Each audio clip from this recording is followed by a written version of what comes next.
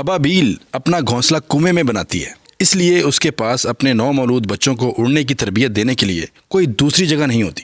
بچے اگر گر پڑے تو اس کا مطلب پانی کی دردناک موت۔ اس خطرناک جگہ پر کچی تربیت کا رسک نہیں لیا جا سکتا۔ کسی نے کبھی ابابیل کے مرے ہوئے بچوں کو کنویں کے پانی میں تیرتے نہیں دیکھا ہوگا۔ کیوں؟ اس لیے کہ ابابیل اپنے بچوں کی تربیت انتہائی سخت جانی سے کرتی ہے۔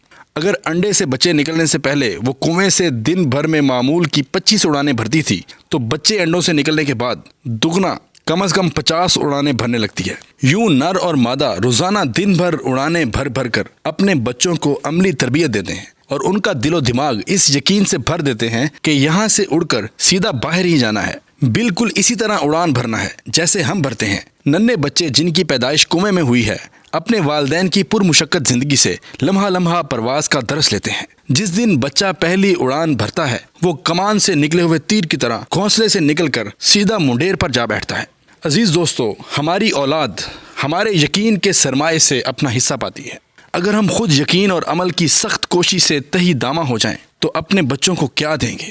بچے بڑے لوگوں کی بڑی بڑی باتیں سن کر نہیں، بلکہ والدین کے عمل سے سیکھتے ہیں۔ وہ والدین پر جتنا اعتماد کرتے ہیں، دنیا کے کسی کتابی ہیرو پر نہیں کرتے۔